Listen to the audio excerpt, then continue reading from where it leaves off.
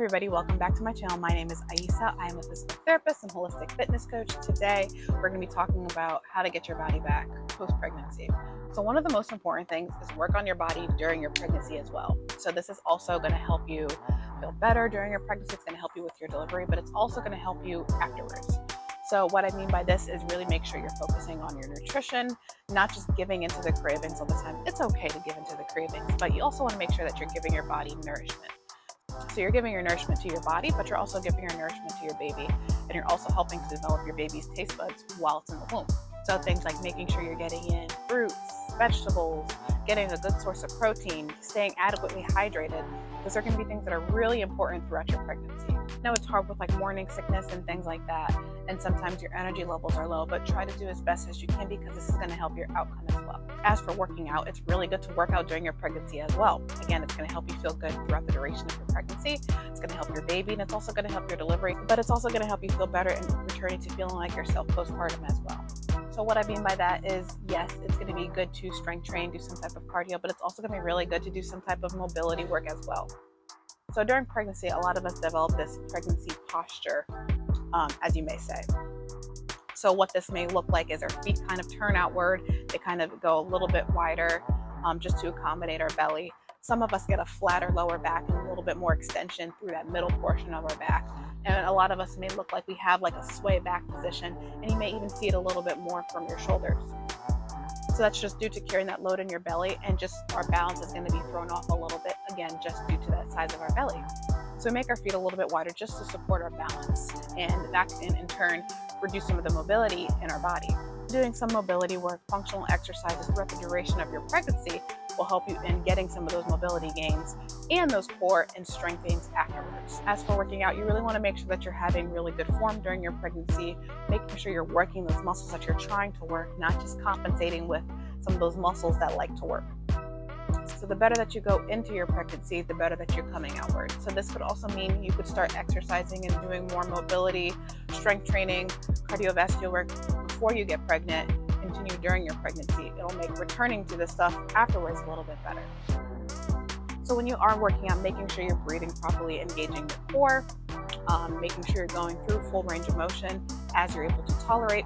If something feels a little uncomfortable, maybe a little bit off, this is your chance to go see a pelvic floor physical therapist so they can address any of your needs. So if you have any of these problems going into your pregnancy, you want to get it addressed there and then. Otherwise, it could potentially get worse throughout the duration of your pregnancy, and then postpartum is a whole different story. So after you give birth to your baby, you want to start eating healthy right away. This is going to start to give your body adequate nutrition so you can start to feel like yourself, give your body a little bit more strength, and it's also going to help you if you're breastfeeding as well. This means things like getting whole sources of foods, fruits, vegetables, proteins, some type of grains if you do eat grains, and adequate hydration, and then getting in a whole bunch of minerals as well. So this is going to be important as soon as you give birth, just getting in enough of those nutrients to help you and your baby. It's okay to cheat every once in a while or have something that you didn't have throughout the duration of your pregnancy. I mean, you're human, so go ahead and have that. But you want to stay consistent with eating healthy regularly. 3. So this is such a stressful and demanding time. You want to make sure that you're getting a whole bunch of rest and recovering enough in this time as well. So this is going to be harder if you don't have as much support, but please ask for support, ask for help from the people that are surrounding you. So if you can get a nap in every once in a while just to let your body heal and recover, let all those tissues in there heal and recover, it's going to be so beneficial for you. Also might mean letting someone take the lead in bathing or changing or things of that sort, because all these different things are going to have some type of demand on your body. And in this 0 to 6 week time frame, it's going to be hard because you have all these different tasks to do. And those are demanding tasks in itself, and you might not have the strength, the mobility, the core activation to handle some of these exercises, but you have to do it anyway. Do what you can. I understand that there's not always the best situation. You might have to do what you got to do, but don't be afraid to ask for help and get your rest. So this is the big one, getting breath work in as soon as after you give birth. So when I say breath work, I'm not just talking about When I say breath work, I'm talking about getting full expansion in your chest cavity.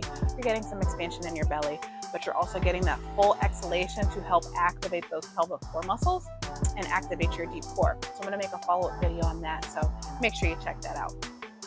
But doing this breath work, you could do this in all various different positions, getting that full breath in and out and sitting, maybe laying on your side, maybe on your hands and knees. And this will help you to engage that deep core muscle, and you can carry this over into all activities that you're doing throughout the day.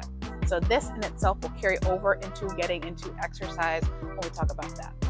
A lot of us want to drop this baby weight really quickly, so we're taught that we're supposed to snap back right after you give birth. It's not really like a snap back. It takes a long time, especially if you're doing it safely. And I highly recommend that you do it safely. So when you are getting back into the gym, getting back into exercises, or just doing things in general, you want to progress yourself slowly. So what I mean by that is, one, you probably should be under the care of a professional so that you understand how to use your body, how to activate certain things, how to do certain things properly. But also, when you are doing something, you're getting the hang of it first. You're feeling how it's supposed to feel first. You're doing it properly first, and then you gradually progress from there. And then you stay there for a little while. So you stay there for a little while, let your body get used to it, and then you again progress it from there. So in progressing yourself slowly, you're giving your body time to adapt. You're giving your tissues time to get stronger. You're giving yourself time to incorporate all of these things together so that they function as a whole. And doing this will prevent you from getting any types of injuries, preventing any hiccups that might potentially bring you backwards instead of gradually continuing to go forward. But not least, if you have any problems, or even if you don't have problems and you just want to make sure that everything is okay, you should get checked out by a pelvic floor physical therapist. So what they'll do is help to determine if there's any weaknesses. There's going to be weaknesses. If there's any weaknesses, if there's any range of motion restrictions, and they'll teach you how to do all of these things properly, like engage your belly, like engage your pelvic floor, and then tie them all in together. Been down that route and you've looked into a pelvic floor physical therapist and you still can't figure out how to do all these things properly, this is where you come see me. So what I'll do for you in my one-on-one holistic coaching programs is I'll bring you through an assessment, see how you're moving, help you activate your core, help you do all these exercises properly, and then get you on a program that works specifically for you to get you where you want to be. So if you have any questions about this episode, please comment below. If you want to set up a consult with me, the link is below as well, and I'll see you next time.